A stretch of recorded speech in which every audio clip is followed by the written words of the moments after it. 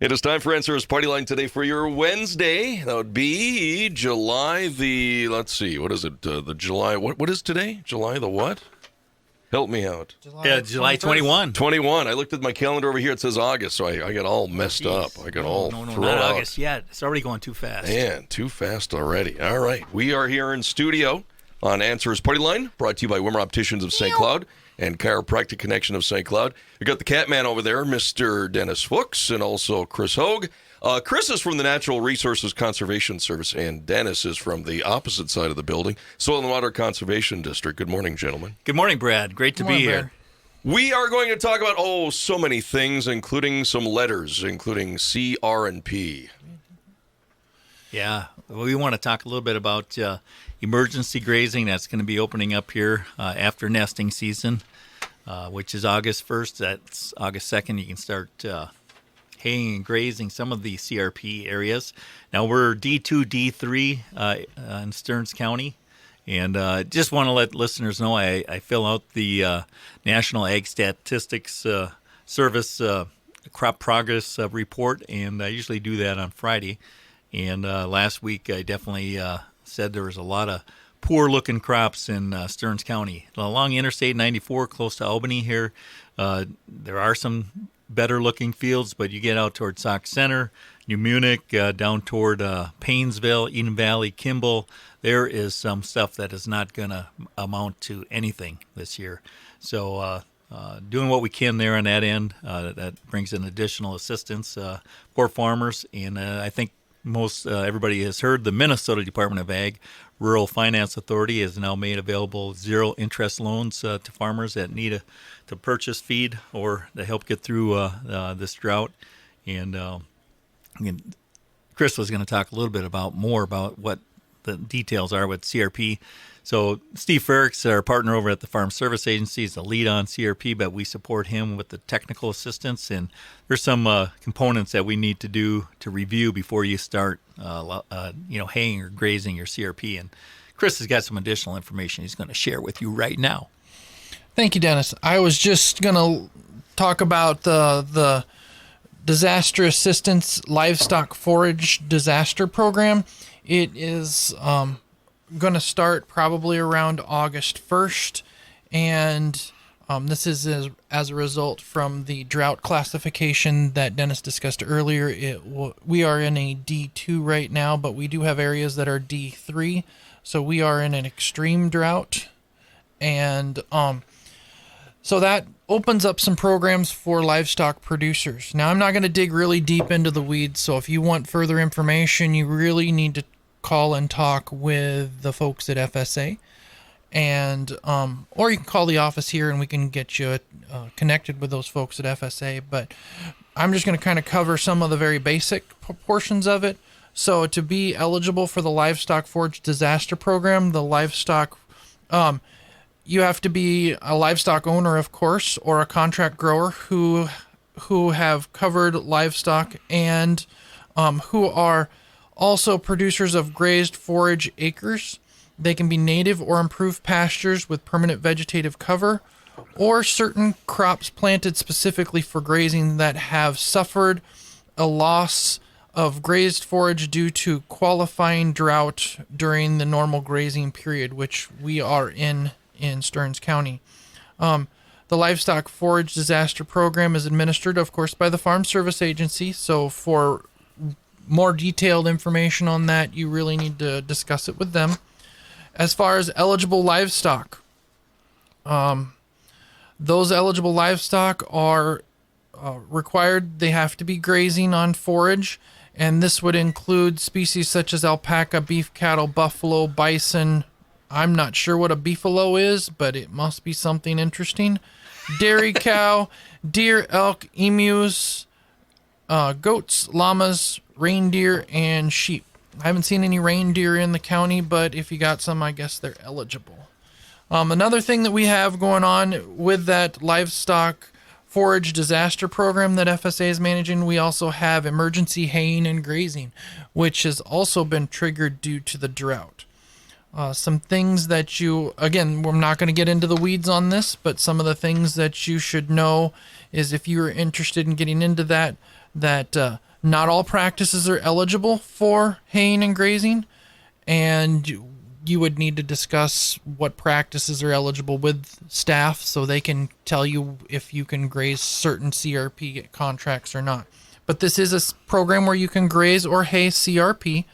The payments, let's see, you can graze or hay 50% of the CRP that you have or that your neighbor has, and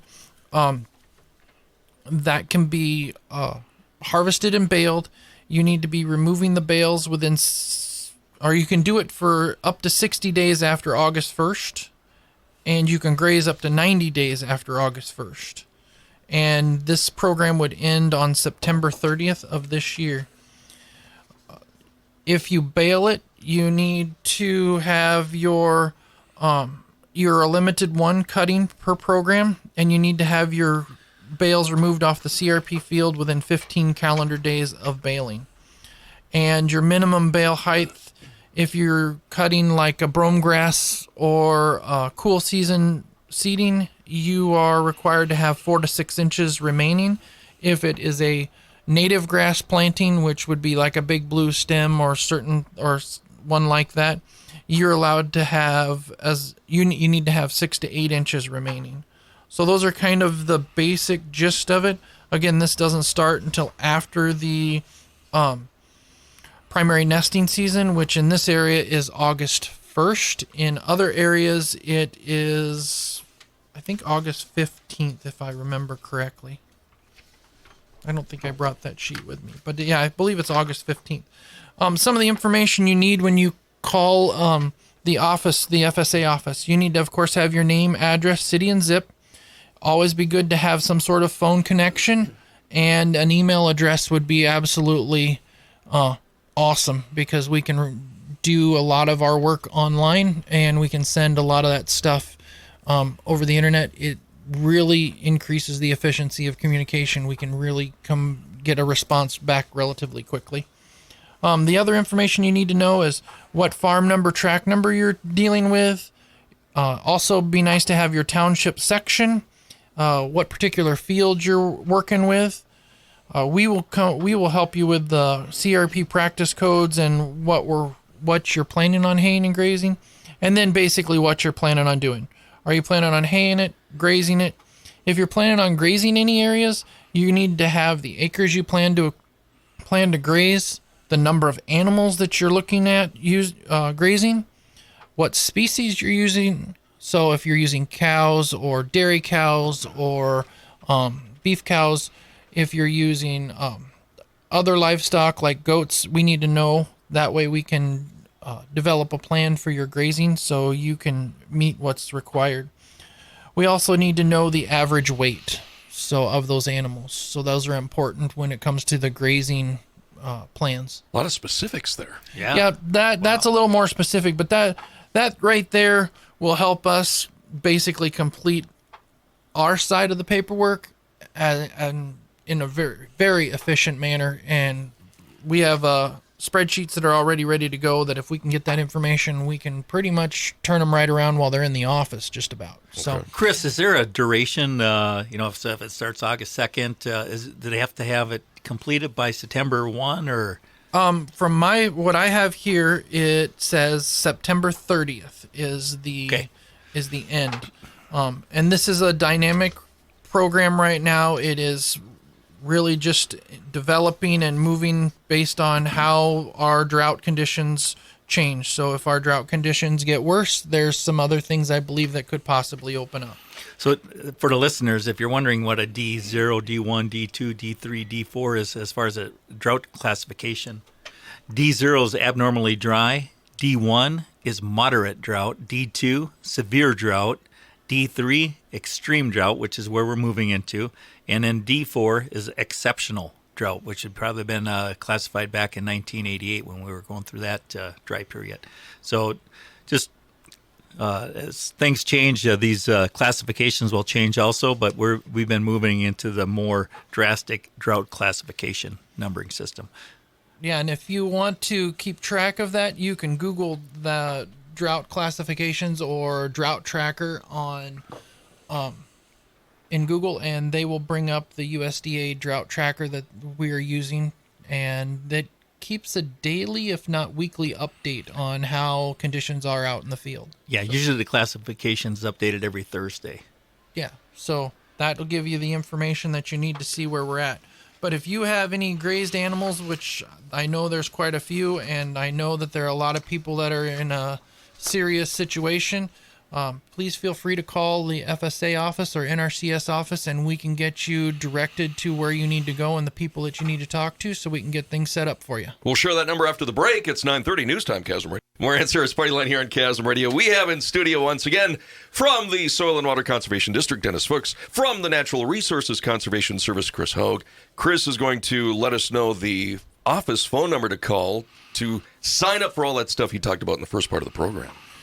Yeah, you should probably contact 320-251-7800, extension 2, and that will connect you with FSA. Or you can hit extension 3, and that'll connect you with our office at the NRCS and SWCD office, and we will direct you to where you need to go. All right. Well, great. Thanks, Chris, for that update on CRP and emergency grazing. It's difficult times out there, and it's good to see that we still have outstanding conservationists trying to do what they can. And we actually, at the Stearns County Soil Water Conservation District, select a outstanding conservationist every year. And last year, that happened to be Joe Borgerding and his family. He farms out by Belgrade, an organic dairy farmer. And this year, we were looking at outstanding conservationist in Matt Brewitt, Supervisor Matt Brewitt's area. We rotate every year to different supervisor areas. And Matt Brewitt's area included Farming, Collegeville, Munson, Wakefield, Luxembourg, Eden Lake, and Paynesville townships. And we had an excellent slate of candidates this year, just phenomenal. That the people out there, and these are just the people that we're working with, and I know there's a ton of other folks out there that are doing a lot of great things that don't even work with our office. So these are just folks that we know about because they're working with our office. And we had a slate of excellent candidates this year. One of the first, so last week, Friday, Chris and I and the SWCD board went and visited four of the candidates that made it to the finals. And these folks are recommended by NRCS and SWCD staff and supervisors that they feel is worthy of being a candidate. And these folks have done a lot. And just going through the candidates now, they all gave me the okay to share the information with the KASM listeners, which is very cool. And so this is the brand new news for folks. This is information that hasn't been released yet. And so KASM listeners, you're getting the first of this. Dennis, just a quick question. How many were originally selected or chosen for the inclusion into this? How many total candidates total? Yeah, total candidates we had. So because staff and supervisor knew some of the folks that have been doing a lot, we had multiple recommendations for some candidates, but we had close to 15 candidates that were recommended that rose to the top. And out of those, we slimmed it down to 4 candidates. So there is a lot of people out there that are doing outstanding conservation efforts. Oh, my gosh. Yeah, it really is. As we drive around, there's prior conservationists, outstanding conservationists in the area, folks that are working to become the next outstanding conservationist. So what makes them stand apart from each other? Is it the scope of it, the intensity, the area, or what? Yeah, and so that was. Well, let me go through the candidates, sure, Brad, and then we'll kind of get into some of the discussion that we had with the board selecting the outstanding conservationist for 2021. So I'm going to start off with our first visit was with Cliff Johnson.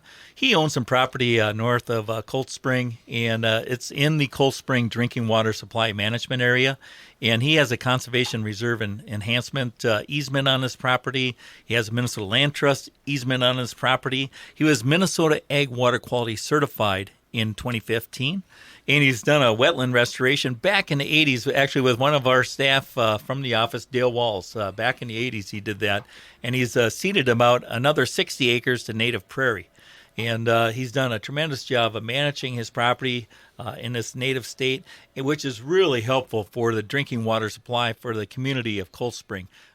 We have discovered the corn soybean systems in that bedrock, shallow soil in the drinking water supply management area can cause higher nitrate levels, and they've seen that it's below the drinking standard, but the trend line has been kind of moving upwards. So having some of these areas in native grass, native prairie definitely reduces the amount of nitrates. When I worked at Lamberton with the University of Minnesota, the tile lines, we collected flow coming out of tile lines from corn soybean system, continuous corn, CRP, and alfalfa systems. And under the CRP or alfalfa systems, we're having basically zero nitrates coming through those tile lines. Whereas in a corn, soybean, or continuous corn, we're seeing 20 to 30 part per million nitrates. So moving into a more natural native state definitely improves your water quality for a community. So that was just phenomenal. Really enjoyed our visit with Cliff Johnson. Our next visit was with Steve and Cheryl Schlungen. And Steve wanted to make sure I included Cheryl. She wasn't actually there the day that we visited, but he says nothing would happen out here without the team effort of both of them and their family. So he just wanted to make sure the listeners knew it was a team effort out there. Steve's done a lot of work on his farm. He's just recently completed a waste storage facility. He's implementing cover crops and actually utilize them as a forage this year. And one of the things we talked to him, he followed the forage cover crop with soybeans. Now the soybeans aren't looking great, but then a lot of crops aren't looking very good. But he got that forage off of that field, and he really got a lot of forage. And so he was able to beat the drought with that cover crop, which is something to keep in mind, because I know some of the fields that had cover crops are experiencing, that soil water was used by the cover crop, and now the commodity crop corn or soybean after that is looking a little worse. But you got to keep in mind you got that forage off of there. Steve got what, I believe, didn't he say 90 bales of forage, or was he doing forage? Yeah, I think he would get 90 bales of forage off of that. Yeah, yep. It was, so he was very pleased with that. And then he's also done water and sediment control basins. And Steve was also Minnesota Ag Water Quality Certified back in 2016. He also participates in the Conservation Stewardship Program. And he's also part of our Headwaters of Ag Sustainability Partnership and has participated in our Return on Investment study with HASP, the Headwaters of Ag Sustainability Partnership. That study has shown that farmers that have implemented conservation practices and have become Minnesota Ag Water Quality Certified are more profitable than farms that are doing excessive tillage and not managing their nutrients as they should. So Steve did a fantastic job. And then our next site visit was Scott Schaefer's and Kate. Scott and Kate Schaefer's, they own some property near Roscoe, and it's about 270 acres. And they also have a conservation reserve easement in process.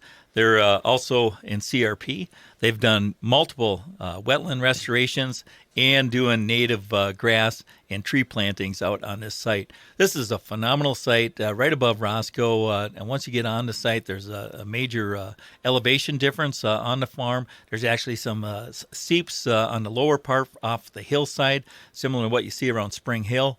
And again, really a fantastic look and conservation effort from Scott and Kate Schaefer's. When we were out there, wasn't they were just completing a prairie assessment, and didn't they identify a pristine native grass prairie that's never been disturbed? You are correct. Yes, it's something that you don't see a lot in central Minnesota. Because we're farming a lot of the areas that can be farmed. That was right along that ridge line, wasn't it? Right Yes. there? Yep, exactly. Where it was a little more difficult to farm. Then our final stop was at Susan and Randall Schaefer. They own property along Lake Coronis, and they completed a shoreline restoration several years ago and implemented stormwater practices they also hosted a tour stop at their site. And then she also, Susan spoke at the Shoreland Contractors Workshop here a few years ago that's held at St. Benedict Center. And what she's done on this smaller piece of property adjacent to the lake, naturalizing it and minimizing the stormwater runoff pollutants moving into Lake Coronas is, again, phenomenal. And so the board met afterwards to discuss each one of these sites. And there was discussion about, putting it into an easement, and then, is that the best outstanding conservationist? Is it a larger? Is it a more farm-orientated? And the discussion kind of went toward doing the best you can given the property that you have. So Susan Schaefer and her husband, they have a much smaller lot, but they are doing everything they possibly can to improve that. But ultimately, the board decided that Steve and Cheryl Schlungen were the outstanding conservationists for 2021.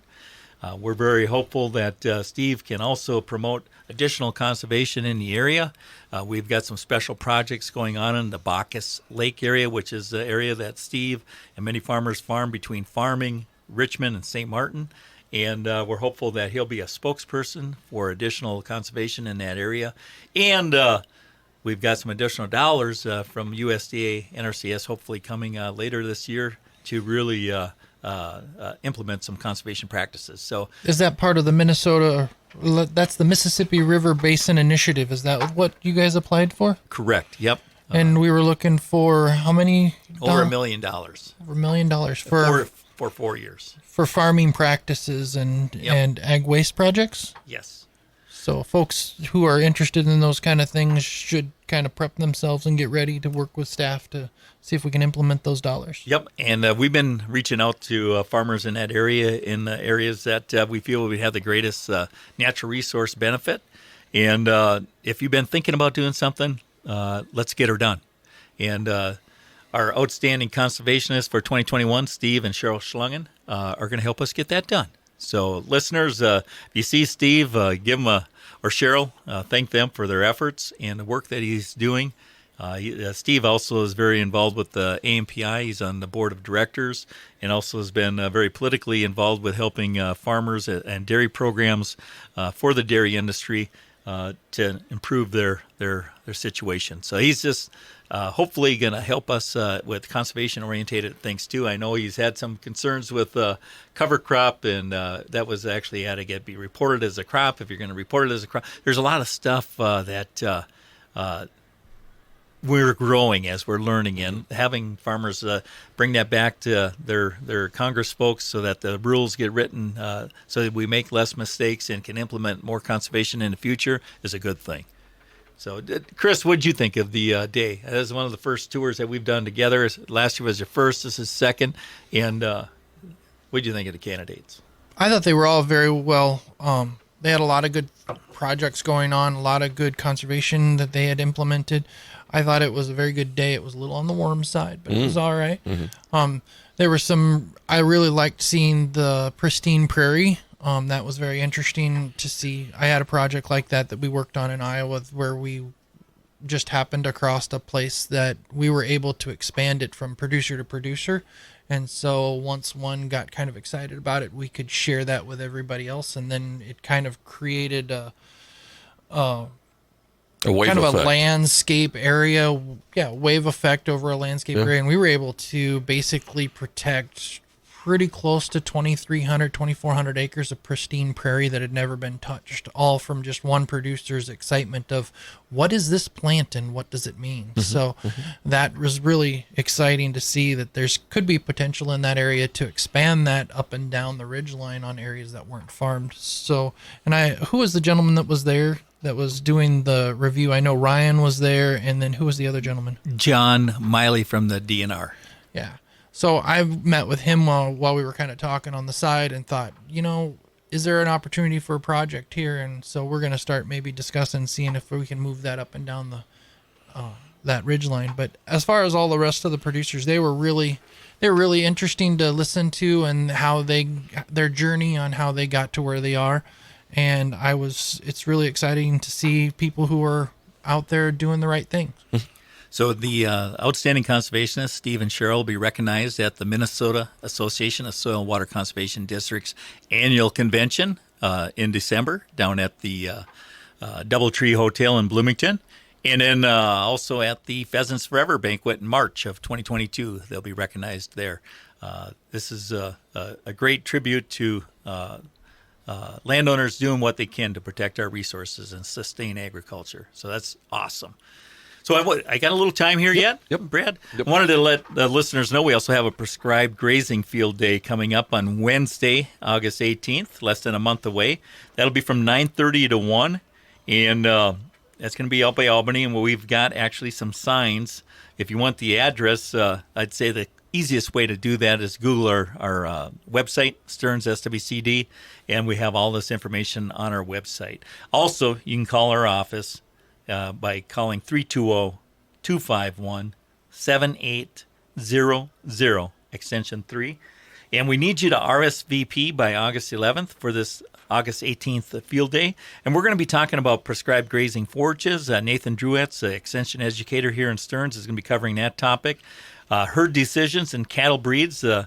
Dana Adams, another extension educator from Stearns, will be covering that. Tessa Z from our office is going to be talking about SWCD programs available to implement prescribed grazing on your farm. And then we're going to have Katie Evans, so conservation tech from the Wright County NRCS, talk about prescribed grazing and EQIP, Environmental Quality Incentive Program, one of Chris's programs that's available also. And there's a lot of things that you can utilize through that program. And then they're going to actually do an infield pasture walk looking at fencing and water options for species selection and rotational grazing. And one thing I know is in a drought, it's extremely difficult not to overgraze your paddocks or your pastures. And that stubble height is supposed to be a certain height, and most of the areas I've seen as I'm driving around Stearns County is probably overgrazed, and we could really help you guys with some better management here if you're willing to accept a payment and work with us. Yeah, we can help with lots of different things. We can help with the management side, but a part of that management is actually having the practices out there, like the facility setup. So, to have the proper fencing, the appropriate water supplies, the pipelines where it needs to be, the appropriate seeding. If you need a stream crossing to be able to utilize more pasture that you might have limited access to. Another opportunity we have is heavy use area protection, which is kind of what we place underneath the we call them watering facilities, but they're really just kind of a watering tank. So it keeps you from keeps the animals from compacting the ground around, and which limits the grass growth. So, and it helps you kind of, once you get your facility set up to rotationally graze or to graze in a different manner, then you're going to pretty much have a little bit more benefit, a little bit more flexibility on control of where they graze and when they graze and how long they graze. And that can help you manage. When it comes to grazing, you're really not managing the animals as much as you're managing the grass availability. So the better you can manage your grass height, then how well it will recycle or regrow, the better your pastures are going to be in the long run. And then you got anything else that you have a couple other things that you have to cover, right? Yeah, well, I was just going to cover one more field day coming up at the Rosholt Research Farm out at Westport. We're going to be having a field day out there on August 19th. That'll start at 9:30 and go until 1. I should mention that prescribed grazing field day on August 18th, that's free to attend, and lunch is provided. Oh, and I hear, and RSVP, otherwise you get no lunch. And I hear that they might be handing out some pasture sticks, which helps you measure and see the health of your pasture. And I believe that they're looking to see if they can get those ordered for that training. Yeah, it's just going to be an awesome event. So get on our website. It's going to be south of Albany, and we'll get you to the right spot for that field day. And that's the prescribed grazing August 18th. You got to have that RSVP done by August 11th. And if you don't like using the web, like I said, just give our office a call, 320-251-7800, extension 3. Now, that was the grazing field day. The other one is a day later, And this is August 19th. This is going to be out at Westport at the Rosholt Research Farm. And we're going to be talking about nitrogen management on irrigated sands. We're going to talk about irrigation management for profitable crop production and water quality protection. And we're going to talk about Kernza. We got two speakers, Jake Youngers and also Riley Gordon. Jake is with the University of Minnesota Forever Green team. And Riley Gordon's with the AURI, and that's the Ag Utilization Research Institute. And Jake is going to be talking about a new perennial grain crop, Kernza. And Riley's going to talk about some of the markets that are coming available for using Kernza either as a beer or food product. And that's going to be on August 19th, 9:30 to 1 p.m. And once again, lunch is provided. And that's going to be provided by Minnewaska Meats. And please call Holly Kavorik, my counterpart at the Pope SWCD. I'm going to give you her telephone number, so get that pen ready. 320-634-5327. And that's Holly Kavorik. She's the district manager at the Pope SWCD. And they actually manage the Rosholt Research Farm, but we work very closely with them because what they find there is what we can bring to Stearns County to help our producers, too. So those were two upcoming events that I wanted to cover with the listeners. If there's any questions, again, don't be afraid to Google our website, Stearns SWCD. We've got additional information placed on our website, or give our office a call at 320-251-7800, extension 3. And Chris, you wanted to cover one other item yet? Well, yeah, I was just going to remind folks that if they were interested in that Rosholt field day, they can still call our office and we can get them to Pope. That's true. Very if good you point. didn't have your pen ready to write down the number that he gave you, you can still call our office and we'll hook you up with where you need to be. So you shouldn't have any problems there. Really, the last thing real quick I wanted to cover is we're in the drought, and it's pretty obvious that some of the crops are suffering, but there are a lot of people who are running center pivot irrigation and running irrigation stuff, and there's more than half a million acres are irrigated in Minnesota. 50,000 in Stearns County. 50,000 in just Stearns County. There's 81.5 billion gallons of water that's supplied annually in the state. And it's kind of something that as you're doing it this year, it's pretty obvious whether it's working or not working. Is it efficient or not efficient? And if you guys are out there and you're looking at your irrigation center pivots and you are starting to see issues, we have a program that's coming around next year in 2022 for EQIP that is focused on irrigation water management and working with your irrigation center pivots and getting them updated. Those updates would be a lot of different things that you can work with. So if you're looking to do those types of changes to your irrigation system, please give any of the NRCS offices a call. That program is available for central Minnesota. We will assist with retrofits with the irrigation. We'll also work with irrigation pumps and for energy efficiency. So there's a lot of opportunity there. So if it's something that you are identifying as an issue on your farming operation where you are not as efficiently watering as you would like to, please feel free to talk to the offices and your local NRCS office and request RCPP equip for irrigation, and we should be able to work with you. Wonderful. Time is up, gentlemen. With us today, Chris Hogge from NRCS, Dennis Fuchs from SWCD. Chris and Dennis, thanks for your time. All right, thank you, Brad. We'll see you August 24th. You guys going to be at the fair? No, we'll be back here. Oh, fine. You're going to have a display at the fair, though? You're going to have something set up? Yes, we are going to have a display at the fair, and hope to see a lot of your listeners out there. Appreciate it. All right, thanks so much. 10 minutes past 10 o'clock. We've got some news information coming up.